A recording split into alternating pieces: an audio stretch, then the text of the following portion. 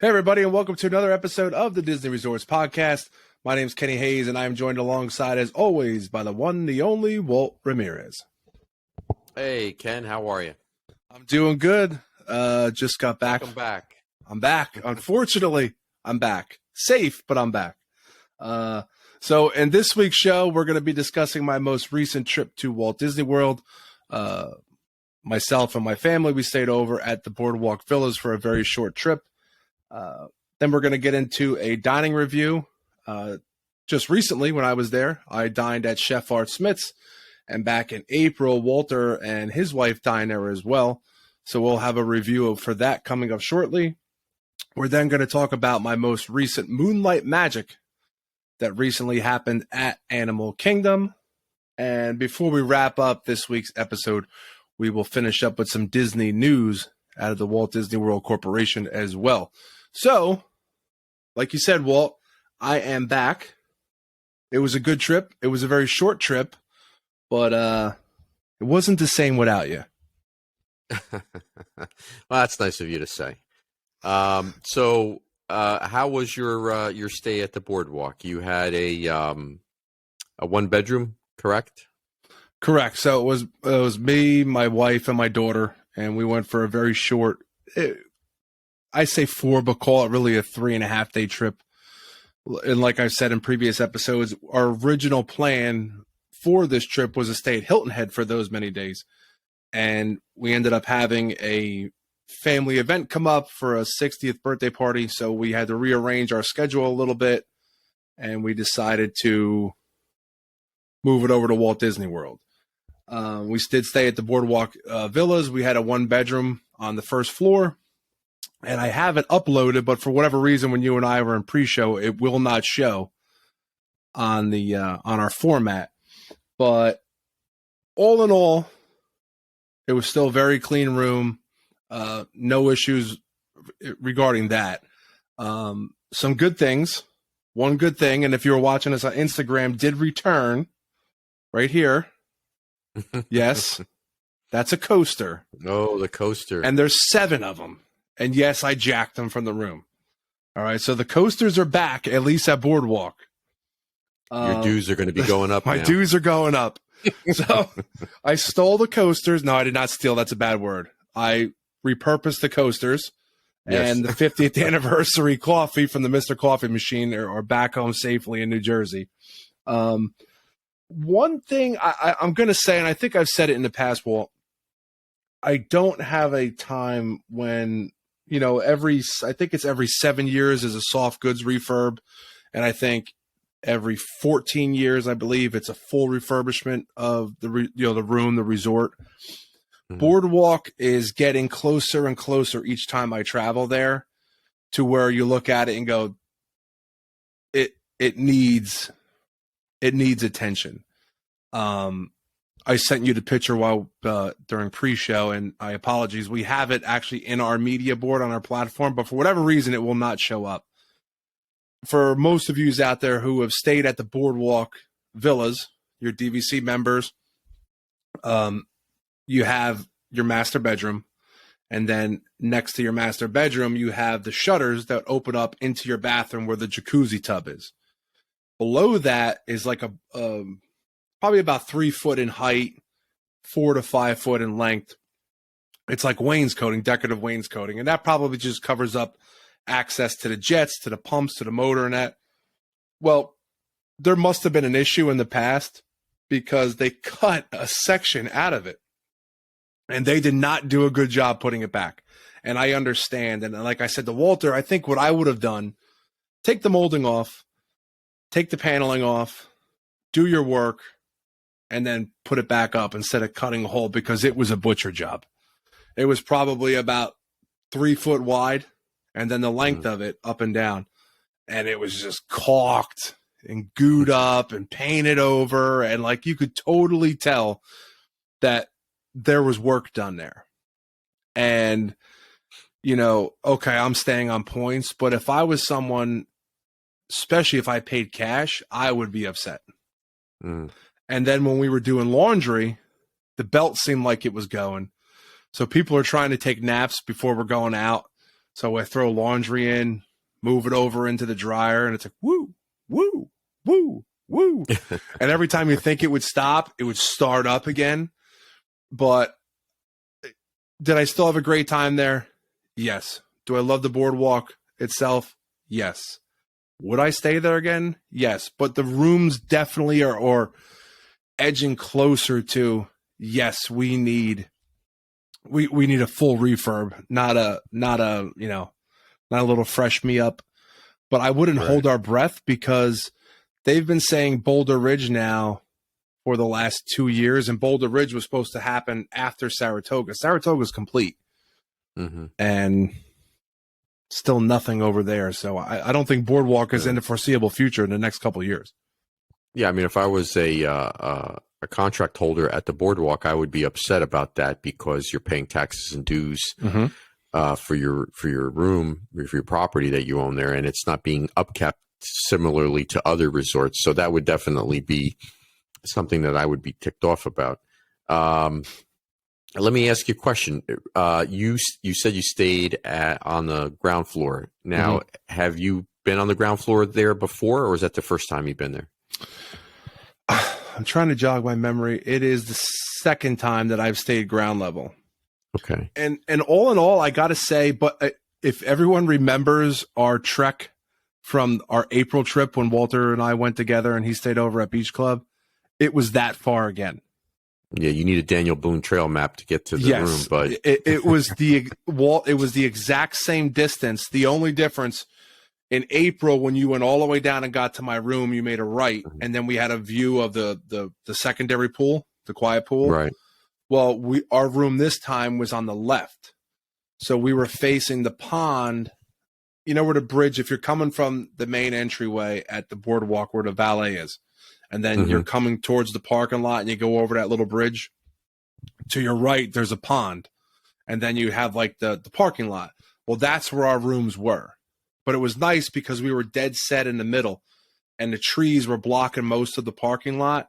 And if you looked off to the left, you could see the Skyliner. So it wasn't a terrible view. Yeah, you had a nice view. Yeah, it wasn't bad. I mean, and that's where I knew when I was like, oh, maybe I can at least see the Skyliner. Because it is nice when you wake up in the morning, the sun's rising, and you see the Skyliner going by. That is cool. So all in all, and it was nice because if I looked off to my right, you could see the friendship boats, the water taxis coming from Hollywood Studios in the morning as well. So it, for a standard room, it still wasn't a bad view at all. Like I said, the only bad thing on these last two trips, it's a hike, Walt. It's a hike to get to your room. And like, even if you just want to go down to the lobby or grab something to eat, it's a trek. You're really far away, but first world problem. That's one of those things where people always give you the argument when you stay at a moderate or at a value resort. They say that, oh, you're so far away from the food court, but people don't realize even at the deluxe resorts, you're still trekking to get to your room. It's just that maybe it's a little bit more comfortable trek, but you're still pretty far away. That's true. Now, I want to thank the cast members at the main lobby. One thing, Walt, I will tell you, when we were checking out last Thursday, I think we were in the lobby by, I think around 5 a.m. There was actually 2 people at the front desk. Wow. I was shocked. There was 2 human beings at the front desk. There was actual human beings at the front desk. But I want to give a big shout out, and I forgot their names. So the night before unpacking, we get back from Moonlight Magic, and we finished up with our laundry in the squeaky dryer. And I was over, and we'll get into it in a minute, who I ran into at the Contemporary. So I bought one of the golf shirts over at the Contemporary. So I'm going to pack it up that night, and I don't know how the alarm didn't go off. It still had the security tag in it that you need that special machine to take it off. And if you tamper with it, the ink explodes out of it. So I'm like, it's 11:15 at night. How the hell am I going to get this thing off? And she's like, well, we're coming back. She's like, I was like, so I'm not going to wear this shirt until either Christmas time or next January. I was like, I want to wear the shirt. I said, oh, I'm going to the front desk. So I put my flip flops on and I take that trek all the way down. And lo and behold, if you remember, they have a small, like, kind of gift shop diagonal. If you get out of the elevators, and in between the elevators and the front desk, there's a small, like, boutique there. That closes at 11. However, so I go to the front desk and I say, this is my problem. I'm leaving at 5 o'clock tomorrow morning. They're like, oh, this happens a lot. I know exactly how to do this. Let me get the key. I'll go into the store and I'll take it off for you. So lo and behold, within 5 minutes, I have my shirt back. The tag was removed. But it's funny how they say it happens all the time, because she's like, yeah, no problem. I'm just going to go open that and you'll be good to go. I don't know how I walked out of the Contemporary and things didn't go off. So, so obviously we know it does. The alarms don't work. No, the alarms didn't work. The ink didn't go off, and I'm still here. So I noticed that when you arrived at the boardwalk, it seemed to me, at least from some of the Instagram posts that you sent me, that you made a pit stop at the Boardwalk Bakery. That's true.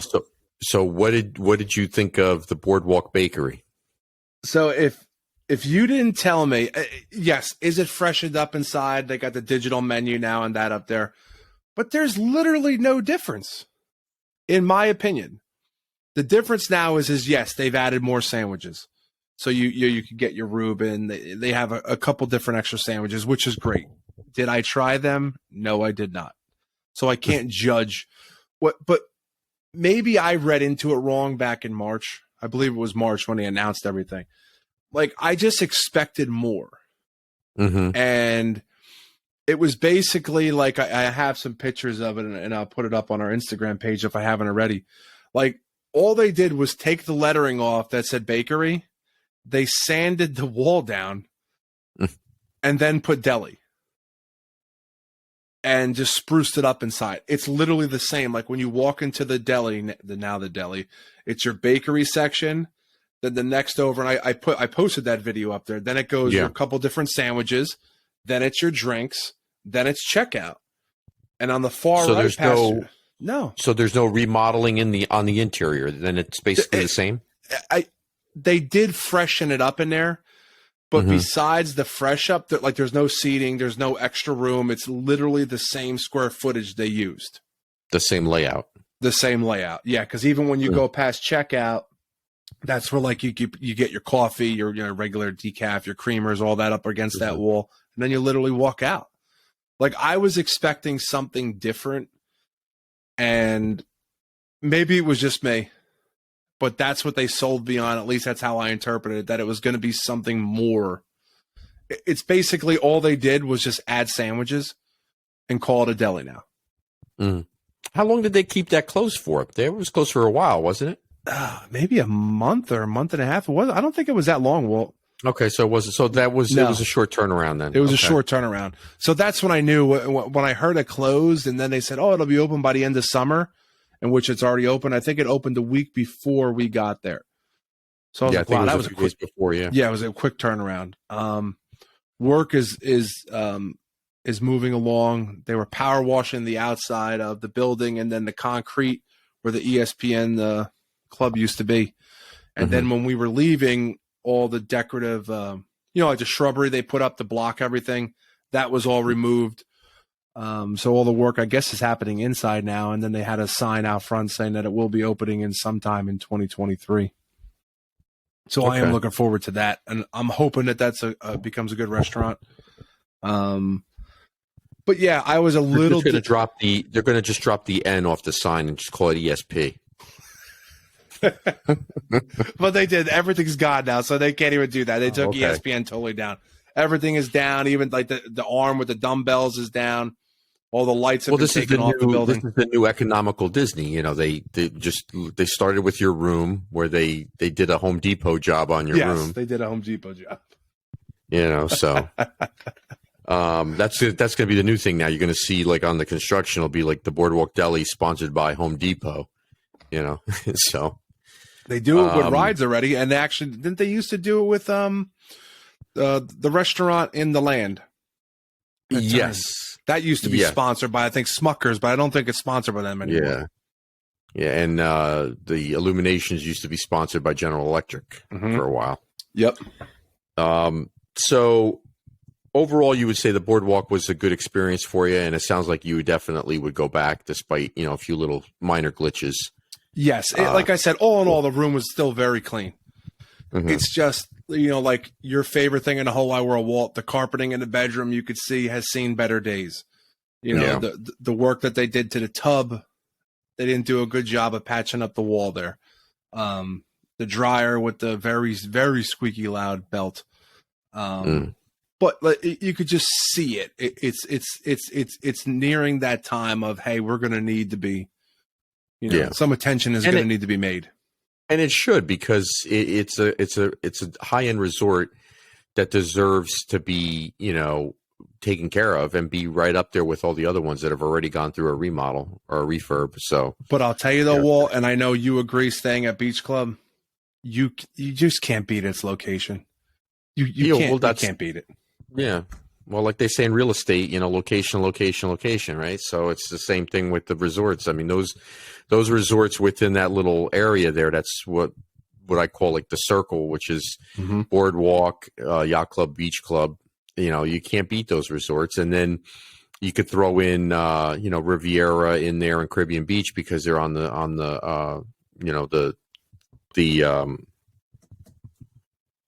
Skyliner line, basically. So you can't you can't beat that. And even if you could even stretch it even more if you wanted to, and include Swan and Dolphin, because they're just within walking distance also. So but I gotta tell you, it's funny because you have told me in the past that the summertime you have to watch for the Skyliner, and I don't know if it's luck of the draw. This trip was the first time I ever got bit with the afternoon thunderstorm. Yeah. We got it. That'll get so you. After we checked in on Monday, we finally got a room, unpacked, and my wife's like, I want to take a walk. I want to go over to Riviera. Let's take a ride on the Skyliner. And it was beautiful out. So the three of us jumped on the Skyliner, and then by the time we got to Riviera, she's like, no, let's go to Caribbean Beach. I want to go check out Caribbean. Meta wanted to go check out Caribbean Beach. And then we're like, fine, we'll go check out Caribbean Beach, and then we'll walk over to Riviera, and then from there we'll take it back. So we got off at the Caribbean Beach Skyliner exit, and we walked over. It was a pretty decent walk too. And we walked over to Caribbean Beach. And if you haven't gone over there, like you and I have stayed there years ago, have you stayed there since the refurbishment where they put the new Old Port Royale? Yes. Yes. It looks beautiful. Like if you were to blindfold me and put me in that main lobby, I would think that I was in a deluxe resort.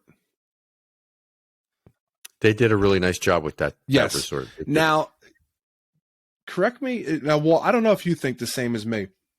Since the refurb, the center market, where you could grab all your food, do you think it's smaller than it was previously? I think it's the layout that makes it feel smaller. Because that's what I felt. Yeah, I think it's just the way it's laid out. They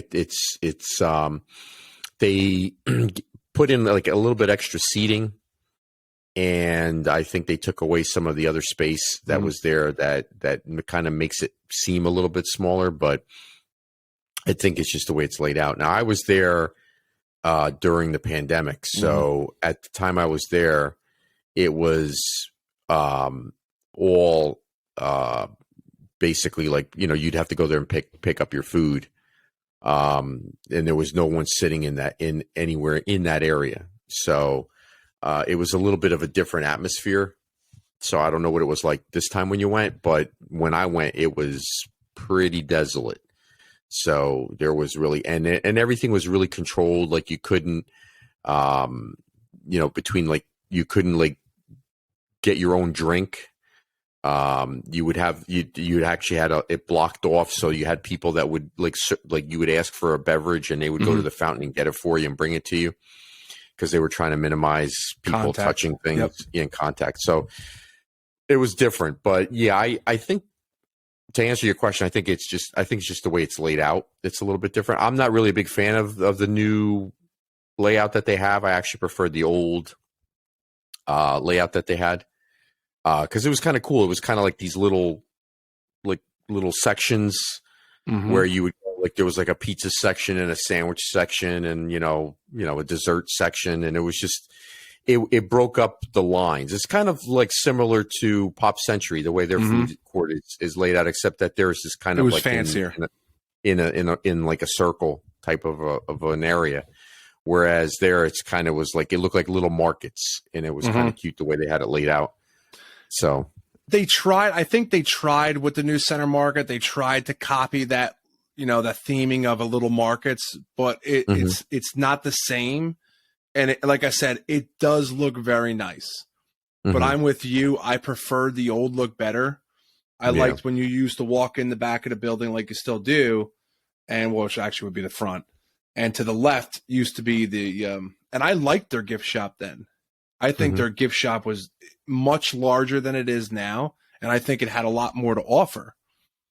But they wanted to go with a big main lobby, so I understand that. But so then on your way back, you got smoked, and you had a nice afternoon thunderstorm, huh? So we took the nice walk. We went to the gift shop. We walked around. We grabbed a drink, and then we huffed it over to Riviera, and we went inside, and we went to the boutique, and then we had a drink at the bar. And then I saw the clouds coming in, and I'm like, maybe we should start moving. I said, I think there's some black clouds coming in. I saw a flash of lightning. I said, let's get back. So we're speed walking over to the to the Skyliner, and as I'm walking up, the lady goes, "Sorry, we're closed due to weather." I'm like, "Oh, I was so pissed." I can imagine. Pissed. I'm turning around talking to myself, and they're laughing at me, and I'm like, "I told you we should have went quicker. Told you we waited around." So what we did is we walked all the way back, got up to the main lobby, and then my daughter called for she went on the Lyft app.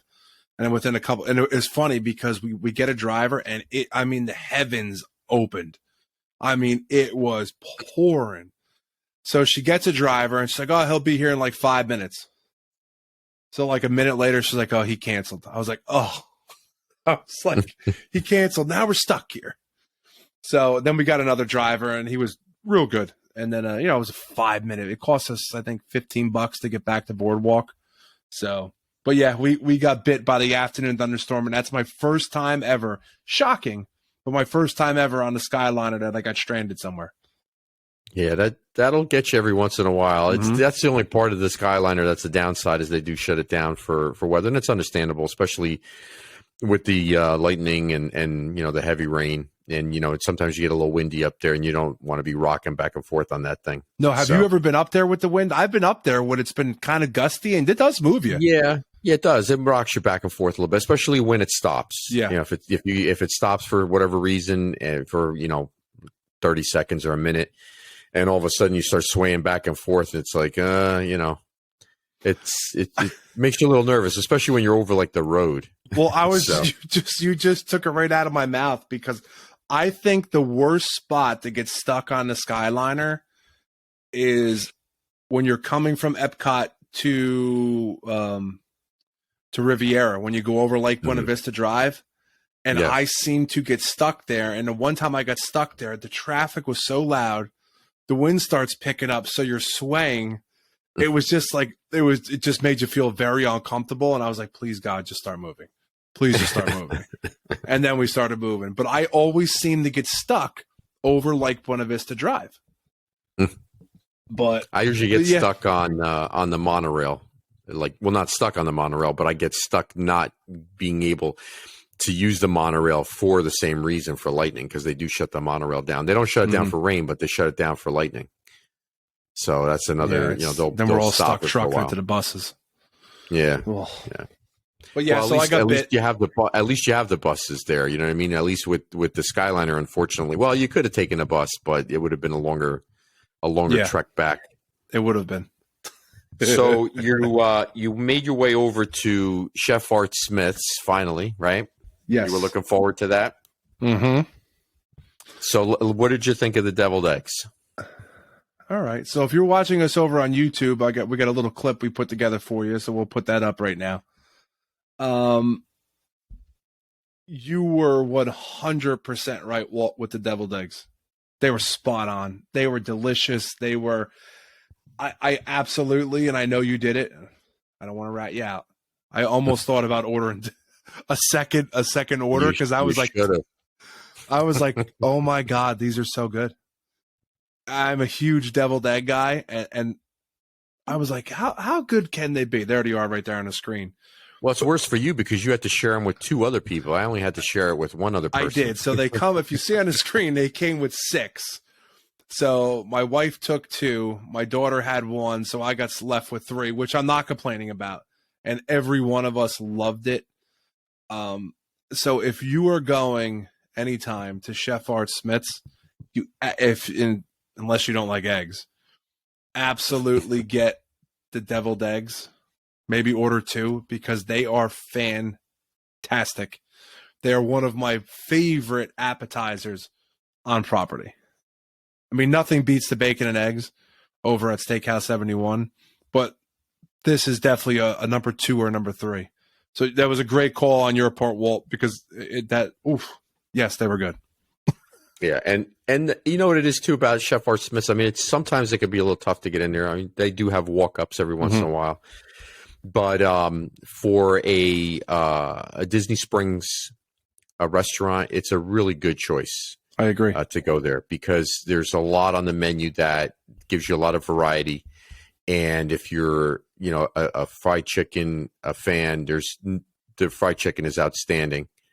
And like you said, the appetizers, if you're just in the mood for something light, I think your wife and your daughter had salads. Yep. Your salads are very good. And like you said, if you're just watching your diet, you don't order 2 plates of deviled eggs, order 1. But again, it just gives you a nice variety of food. When I went, I had the Cuban sandwich, and the Cuban sandwich was excellent. Yeah. And my recommendation, if you are drinking, I would get the sweet tea shine, which is basically a combination of sweet tea and their moonshine. I did not and try it that. is just an outstanding drink because it's not strong. It tastes just like iced tea, basically. And it gets you in trouble in a hurry because you drink like 2 or 3 of those and you think, oh, I'm fine. This is delicious. What are you trying to say, Walt? So, but it's, I would highly recommend it. I think you probably feel the same way at this point now. Absolutely. So, yeah. Because you had the Cuban sandwich, you said, right? Yes. And your wife had the fried chicken, I believe we had up on the screen. She had the fried chicken, yeah. And I had it too? a couple of bites. Yeah, I had a couple of bites of that. The fried chicken was excellent. I mean, I didn't want to have chicken that particular day, but I probably would have enjoyed it more than my Cuban sandwich. Not to say that the Cuban sandwich was bad. It wasn't, but the fried chicken was that good that just the batter on it is outstanding. I totally agree. The batter on that chicken is, and I said it to you in before when we talked pre-show. I had the fried chicken sandwich would only cost $19. I mean, think about that. The deviled eggs were $13, and I believe I didn't write it down. I believe the salads were another $13 or so dollars. It wasn't expensive. No, for a Disney Springs dinner or a lunch, it wasn't expensive at all. Either way, whether it's a lunch or a dinner, you're not going to get robbed at that place. No, And the fried chicken, like I said to you, the best way for me to describe it, if you like Chick-fil-A, you're going to love this sandwich, and it's better than Chick-fil-A. So it's a nice cut of meat. It's pretty thick. It's not like, and it's weird because I don't like my chicken. I don't like a big piece of chicken. I prefer thin, but it's like right in that middle range, and it's very good, very tasty. Like you said, the breading and the seasoning on the chicken, Walt, is that batter is lights out. Tremendous. Lights out. They live up to their reputation. They do. No doubt about it. Absolutely, they do. It's no wonder that the place is a tough reservation to get because the food is that good. Yeah.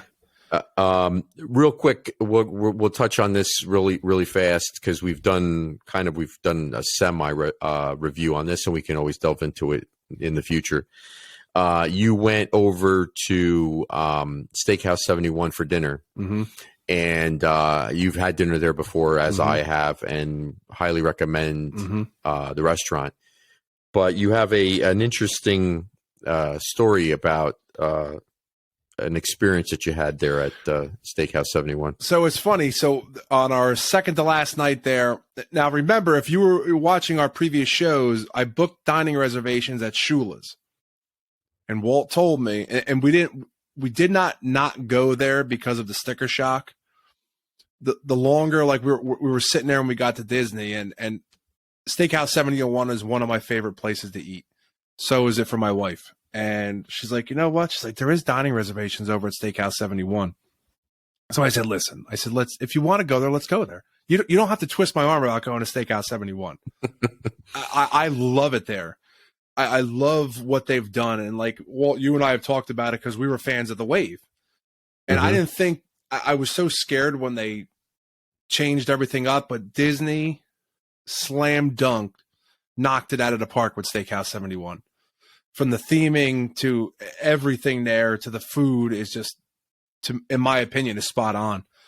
And we'll get into that further in a future episode. But so anyway, so we go to dine and we get there a little early. Actually, I'm sorry. It was after dinner. My wife is huge in the massage chairs. So they have two outside the arcade down by the smaller, it's like the little market where you can get your goods in that is in the Contemporary. They weren't even plugged in. They didn't work. So she found one that was in the arcade. So there wasn't a place for me to sit. I said, well, I'm going to go outside here. I'm going to go shopping. I'm going to go through the gift shop and that. I'll be back. She's like, okay, I'll see you in 15 minutes. She's plowing money through into the chair. And so I happened to look up right in the main entryway when you come up the escalators. And I'm like, that guy looks familiar. And I'm like, oh my God, it's a very popular YouTuber. It's Nate from Paging Mr. Morrow. And I do watch some of his stuff, and I think he's very talented and a very nice guy. And I was like, oh my God. So he started, I seen him, he had a GoPro at that time. So he started doing some quick filming of the area that I was in. And then he proceeded to go into gift shop. And just like that, people recognized him right off the bat. I was going to go up and say hello to him and get a picture. But by the time I was texting my buddy, because he follows him and he really likes him, and I was texting him like, dude, you're never gonna guess who's standing in front of me in the Contemporary right now. I was like, it's Paging Mr. Morrow. So then I go into and I actually felt bad for him. And I know they always say when you run into these people and you see them on their shows that, don't be afraid to come up, like we love it. And they do. But, he is also trying to work. And every time he started filming, like people were coming up. And it's funny, this older couple, I think it was the husband that was in one of the scooters. They were one of the last people to come up to him. And I actually seen their pictures now. They posted of him on Facebook in one of the groups I follow.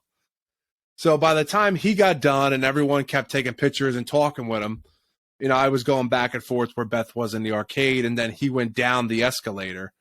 So I was like, oh, okay. I was like, I'm not, not like a fangirl. I'm not going to go running down the escalator after him. I'm a grown man. But, so that was cool. So then the story gets funnier. So I tell a couple of my buddies back home, Walt, I let you know, I'm like, hey, I ran into him from a distance. And the next day I'm back at the hotel and my buddy sends me a picture. He goes, dude, I think you're in Paging Mr. Morrow's YouTube video. And I'm like, what? He goes, yeah. So he screenshots the picture, and sure as I caught myself. Sure as you know what, it's me. And I'm like, so I start laughing. So he goes, yeah, you're about like 15 minutes into the video. So I click onto the video, and of course it's him where I saw him. He comes up the escalator. He stands in the middle of the inside by the gift shops, and he starts filming, and lo and behold, guess who's standing right in front of him from a distance? Yours truly. It's like the Zapruder film. Yes. So I had my, I can't even say 15 seconds. I was in his video for like 5 seconds before he panned off towards the gift shop. So I had my 5 seconds of fame. See that? But and yeah, and he actually, Yeah. You thought this was going to make you famous, but now you're really famous. Yeah, it was funny though, because even I texted my buddy, and he's like, "You got to go up and see him," and I was like, "But I just felt like I don't know. He just felt like weird." I was like, I mean, I think it would be cool someday if someone ever recognized us. I mean, yeah, that'd be, it would always be cool, but it just felt weird. Like, he was working, Right. and I didn't want to bother him. He's trying to film. That's his living.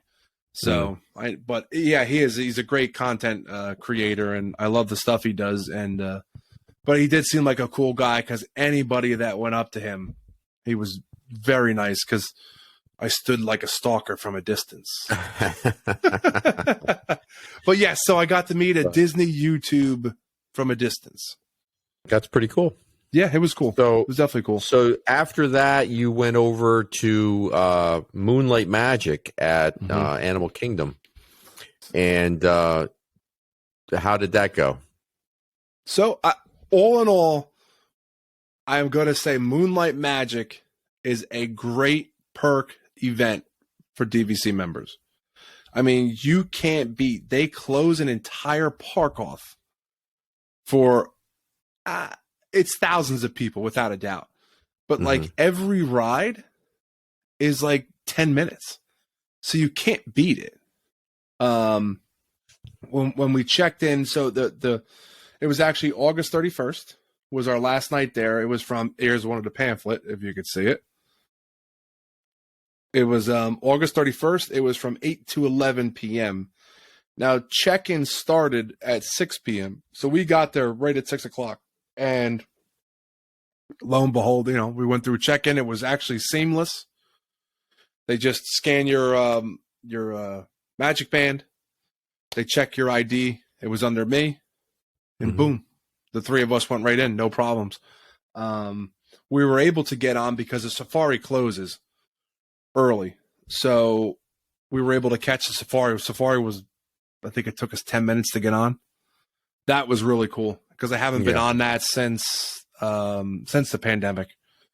So that was cool. It was nice to be back on that. That was the only ride Beth and I did.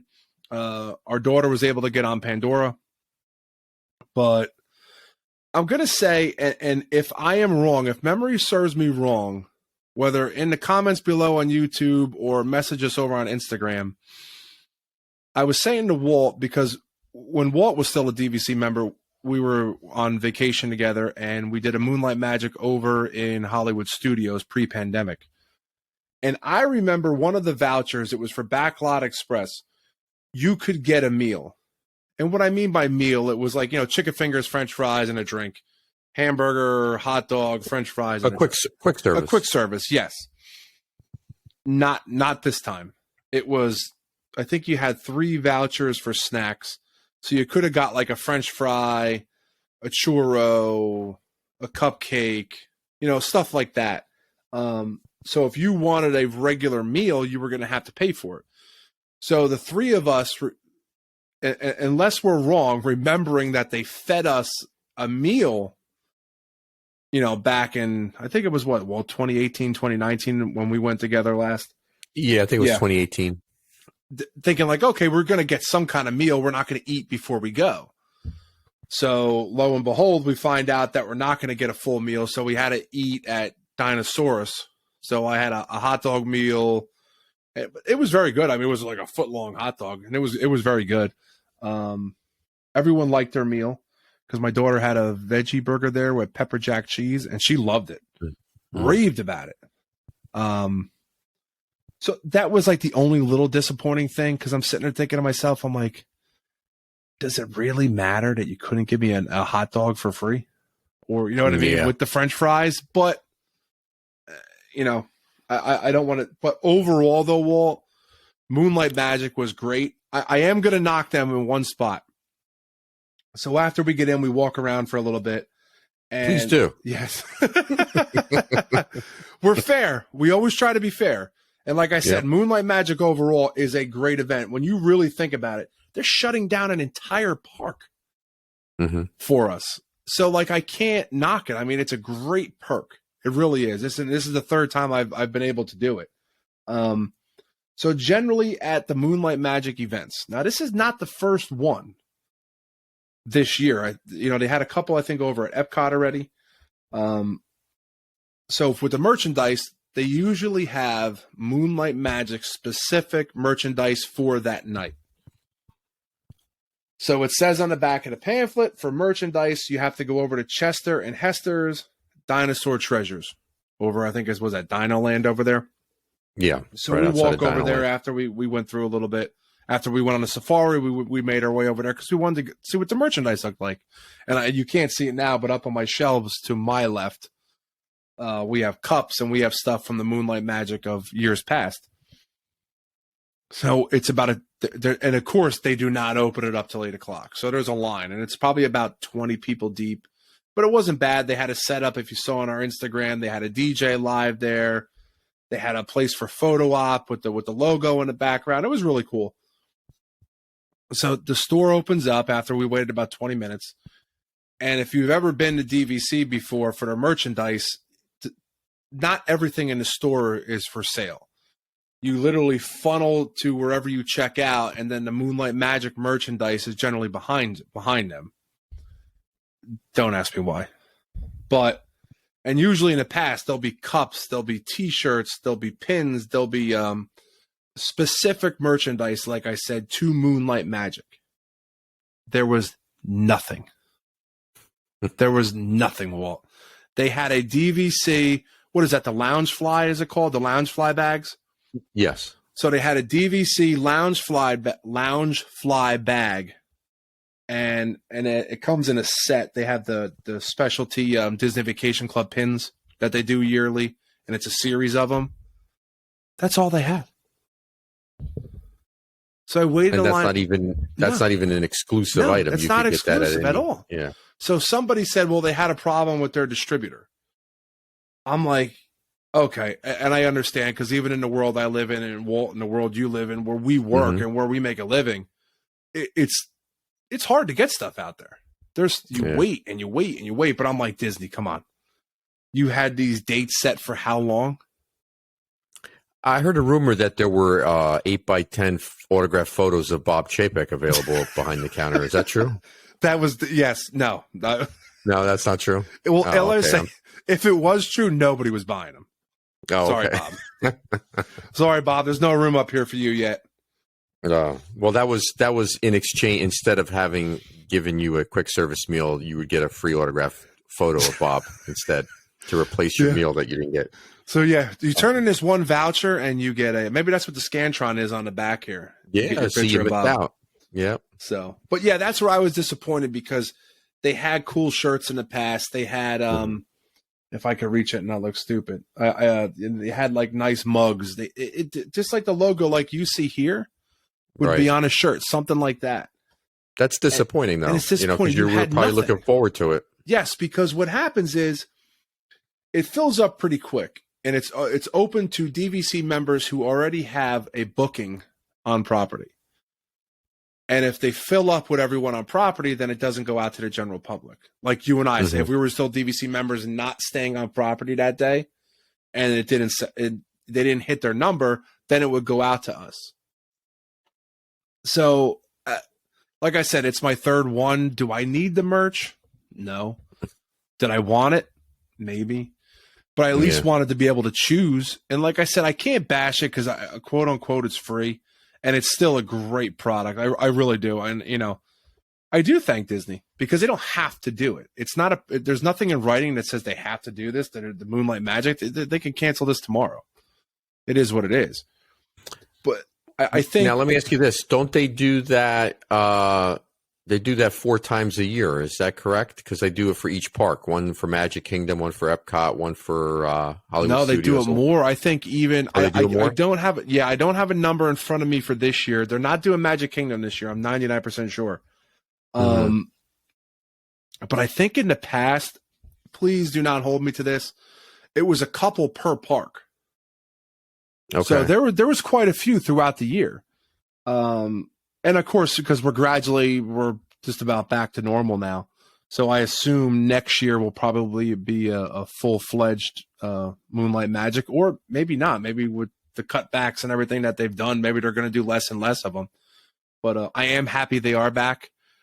It's one of the biggest perks, if not the biggest perk, for DVC members.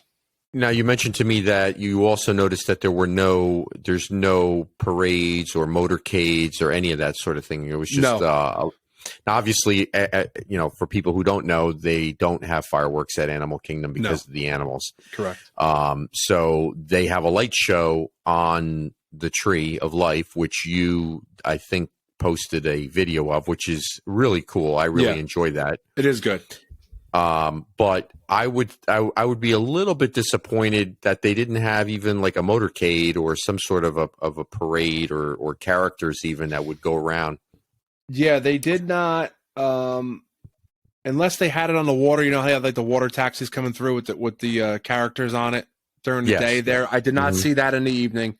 And we hung out because the weather went south pretty quickly there. We never got a full downpour, but not too far into it, it started lightning out. We did get some rain, and then it was a period of light rain, and those August days in Florida, the lightning got pretty wicked. So we do have. I did post one of the videos. I was taping the light show as we were waiting for Meadow. She was over. She trucked in the Pandora to go on. Was that Flight of Avatar? Flight of Passage. I'm sorry. Flight of Passage, yeah. Yes.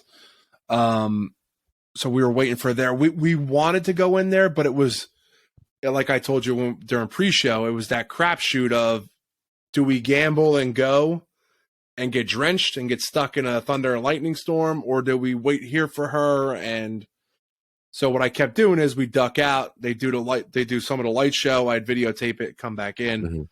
But it was really cool, the light show, because I've never been there that late. I generally leave early, and for most people who know me, Animal Kingdom is not my favorite park. It is. Ken loves to go on Everest, especially the front row of Everest. Front row. He can't. He just always asks for the front row. Front row. Can't keep him away from that ride. You could get me on. You could get me on Mine Train. I love Mine Train, but my favorite is Big Thunder. Slinky. I can't do Everest.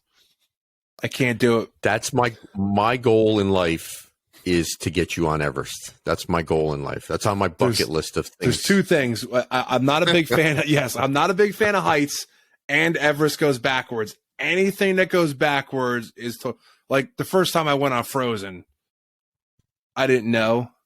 And we went down, and they almost had to evacuate because you come down and you stop at the animatronic, and then the boat shifts over, and I'm like, well, where are we going? Where are we going? I was like, we're going backwards. We're going backwards. Now, was that during when it was still Norway with the gnome? That was Frozen? Yes, that was Frozen. Oh, so you missed the original ride. Yes, I did. I did miss the original. I didn't go on the original. But I remember because and stupid me, I should have literally just turned around in my seat to look that the drop is like this far. I mean, now I love it. But first time I was so upset because I was like, I didn't know what to expect. And now I know we're going to go backwards. I was like, there's no way out of this. I was like, oh my God, we're going backwards. Don't shame me, people. Don't shame me. It's a fear. Well, hey, listen, we all went through it. I have my own stories that one day we might share that on a show. It would be kind of funny. So some brief news topics that we can touch on today. A few that I pulled out that I thought were kind of interesting. One is that the Main Street Electrical Parade made its final performance at Disneyland. And I have two questions for that. First question is, I thought that it was kind of unusual because D23 starts this coming weekend, which starts September the 9th. And they basically ended the electrical parade before D23. So I thought, kind of strange, because you figure you would keep it for at least another week or two to get through this special time of the year for them. But the question I have for you is, do you think that there's a possibility that this might come back to Disney World? Well, think about it this, Walt, and we know absolutely nothing, and we're just totally shooting out of the dark here. So you said, I think it ended September 1st, right? Yes, I believe so. Yeah, D23 is this weekend, the 9th through the 11th. They generally have some kind of, like, ooh, drop the mic moment, like, hey, look what we're gonna do. And think about it. The official 1-year anniversary will end October 1st. So we are 1 month away, less than 1 month away from actually Disney World entering its 51st year. Mm-hmm. How cool would it be that on October 1st, because they're still planning, Disney just recently announced that the celebration of the 50th anniversary will end the end of March 2023. So we still have quite a bit of celebration left to go. But think about it, this latter part, and it could all start, and this is all theories and speculation and just us, you and me, just BSing. Mm-hmm. How cool would it be for October 1st on WDW's birthday that they roll out the Main Street Electrical Parade? How cool would that be? That would be. That would be cool. I would love to see it. I enjoyed that Main Street Electrical Parade. It was great. It was of all of the nighttime shows at Disney World, that was my favorite. It's some people might think it's kind of a hokey parade, but to me, it's the essence of what Disney is. Mm-hmm. It encompasses all the characters, and it gives you that Disney feel. That old-fashioned mm-hmm. Disney feel that a lot of us miss from decades ago. Yeah. So it would be really, really, really welcoming to see that come back, like you said, on October 1st. I mean, I don't see why not. I understand why they moved it, but even if you brought it back. And if you didn't have it every single night, if you had it like once a week and something for you to look forward to plan your vacation around that would be awesome for them to do. But we'll see. We'll see what. So, what does your gut say, Walt? Because you brought it up, and like again, we're all speculating, so don't. This is just us throwing our 2 cents into the world. What do you think? I think there's a good chance they'll bring it back to Disney World. It would be highly disappointing if they scrapped that completely. I mean, agree. The floats, are really, really. There's a lot of work that went into those floats, and I would just be very disappointed if that ended up on the scrap heap somewhere.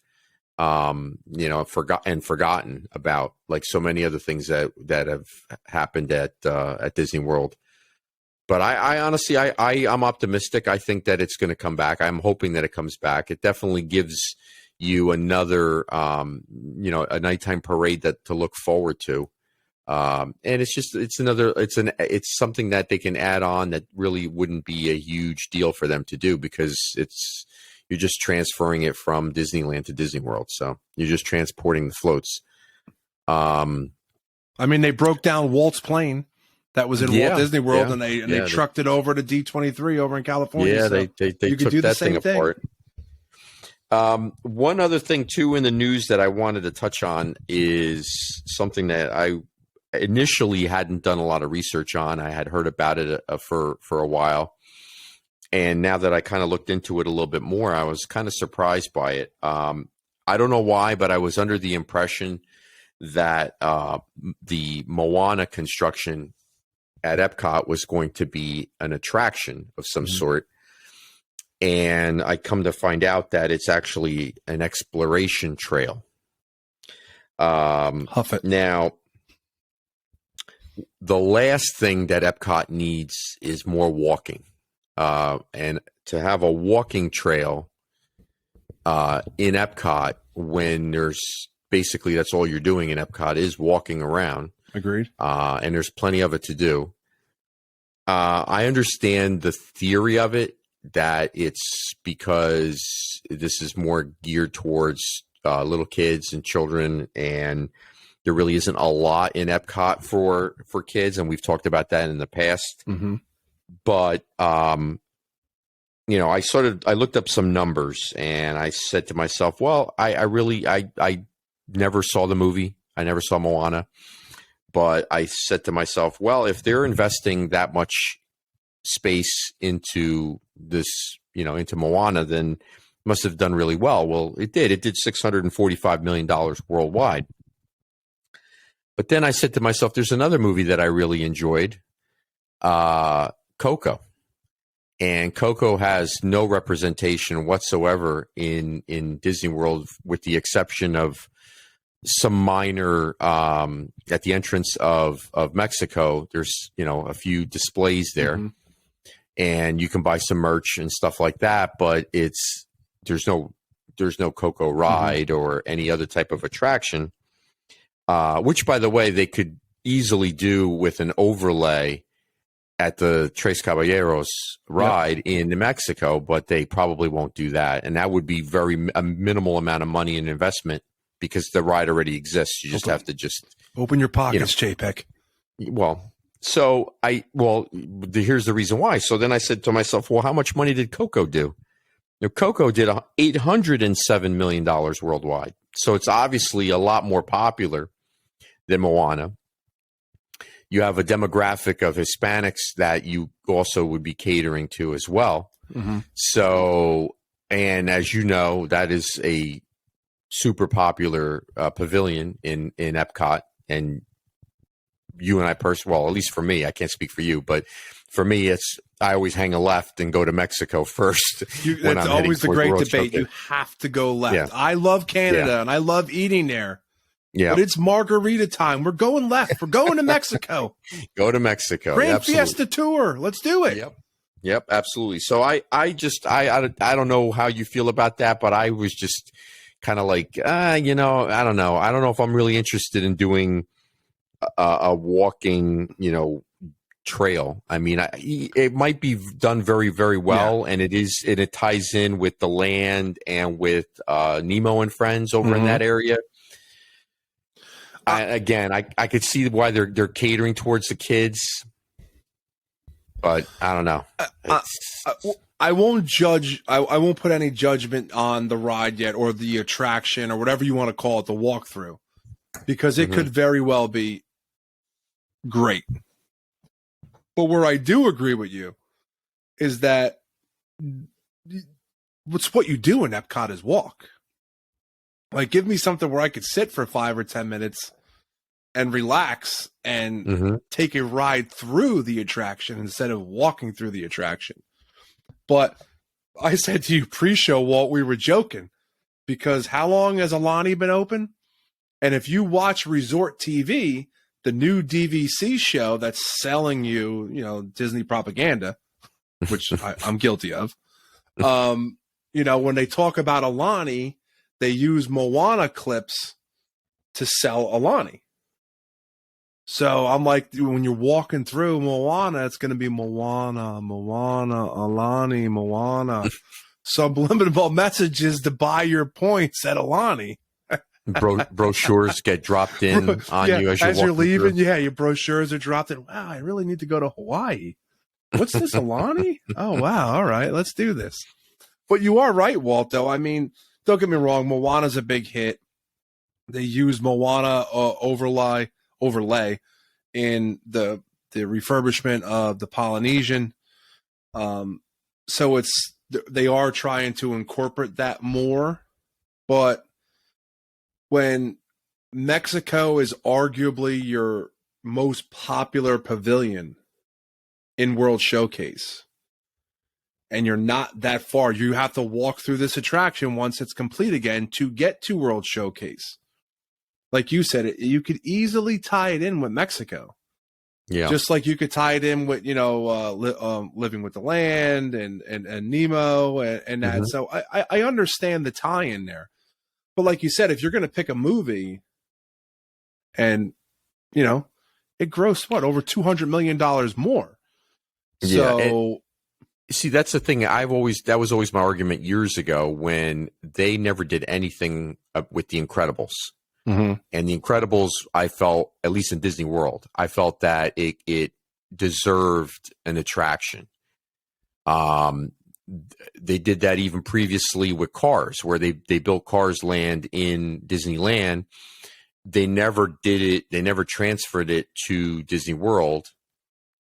And that would have been something that would have been super popular, especially in Hollywood studios. Now, at the time, they probably already had Star Wars Land in the plans, and they didn't have the space for it there.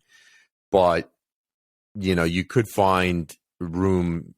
I mean, you don't really want to drop that into Epcot because it's really not part of the Epcot theming. And that's what a lot of people would give you the argument for, is that Epcot has changed into something that's supposed to be about countries and the world, and into something that now is geared towards just their movies that they're pushing, which happened with Frozen. Now it's happening with Moana. It happened with Guardians. Finding Nemo, Guardians, right? So it's becoming, Epcot overall is changing tremendously. It's changing. It has already changed tremendously, and it's heading in that direction. But I think there are movies that deserve attractions and haven't gotten them. And then for this to have something, I mean, it's only it's a walking trail, but still, nevertheless, they're putting a lot of time and construction into this. I don't even know when I don't think there's a set date to open. I don't even know if it'll be open before the end of the year. Probably not till the spring. No, maybe. Even from what I saw, it's going to be sometime, I would say. Yeah. Don't quote us, but I think it's got to be sometime mid next year. They still have a ways to go yet. Yeah. So, I mean, something that's going to take that much time and effort, and yet, other movies that are much more popular haven't gotten any love. I'll give you another one that has gotten minimal love, is Monsters, Inc. Now it has you have the laugh floor, which is good. Magic Kingdom, which is very good. It's clever. But that's that is a movie that could easily have been a ride. You could have easily have made a ride that would have been much better. You could have even put that in where Stitch is right now. You could have replaced that with a ride in there. They didn't go that route. So to me, like I said, this was kind of a head scratcher. And I don't try not to be cynical like I usually am, but you are probably right. There's probably some subliminal messaging that's going on that wants you to buy Alani points at Alani. Another DVC contract for somebody, but we won't mention any names. We won't point any fingers at anybody. When you're finishing the walking trail before you exit into World Showcase, there'll be someone there to stand with a DVC. Would you like to purchase Alani? Yeah, I wouldn't. I wouldn't be surprised. So let me ask you, Walt, before we wrap, since it is now September and we are on the early stages of approaching the holiday season, Disneyland, and I've never been there, you have, but a lot of people rave about it. They do the overlays for the holidays, like Haunted Mansion. They even do, I think, Space Mountain. I could be wrong, but they do overlays on certain rides, which we don't do here. Besides Jungle Cruise, they make a Jingle Cruise. I've been on it, and I think it's terrible. But it's not a huge difference. No. Do you think, would you like to see Disney World do that? Like some kind of overlay, even if it's not a Magic Kingdom ride, somewhere, pick something and do an overlay. Oh, absolutely. I think there are a lot of rides that could use an overlay. I think Tower of Terror is one of them that could use an overlay, especially for the holidays. You could do that with a lot of different ones. You could do it with Rock and Roller Coaster, which you're already doing. They're phasing out Aerosmith out of that. You don't really see them referenced as much anymore. I think they took down. I think they took something down that had a reference to Aerosmith, and they just call it now Rock and Roller Coaster. But that's I think there's a lot of rides that could definitely use that, even if they did it seasonally, like you said. Would be fun. Again, this is something we've talked about many shows now. It's that lack of creativity that used to be there, that you look forward to when you'd go, And now it's not there anymore. Now it's just simply just come down, give us your money, and leave us alone. And come back in a few months and give us your money again, and then leave again. And that's the way they are. And it's sad because there are things like we just pointed out that are very simplistic. And when we say simplistic, they're not simplistic for the average person, but for $1 billion corporation, they're simplistic, where you're not, it's not a huge expenditure to just do an overlay on an existing ride, or just come up with a different theming, even if it's only for a short period of time, to try to bring people in, like people like us that have been there many times before, but maybe we want to experience this. It's something new, where you say, hey, you know what? I'm going to go down for 3 or 4 days because I want to check this out. Exactly. And they don't do it. No, they don't do it. And everything continues to escalate. Like we talked about possibly going down for the Christmas party. And now the Christmas party skyrocketed in price. I mean, a family of 4, you're talking, close to $800 for a family of 4 just to do the Christmas party. That's insane. Yep. And I've done the Christmas party and I love it. It's something that I would highly recommend if you've never done it before.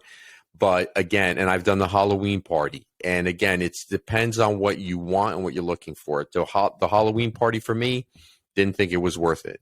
It was super crowded. The lines weren't that short for the rides.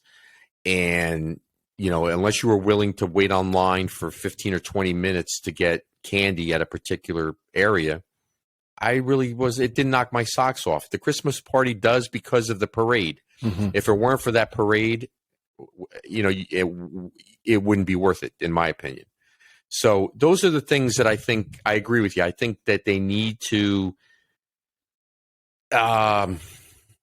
maybe start to think about things that they used to do in the past and start bringing some things back because, I agree. You don't have to spend a ton of money to do these things. It's just the little things that they're not focused on. So. And like you said, before we wrap, it's the little things because like you said, you and I, we go all the time. But now if they do something for Christmas or do something for Halloween, that's a little different. Like just something as simple as an overlay on a couple of rides. Right. Do you know how many people are going to adjust their schedules, even take a long weekend, even go down for 48 hours?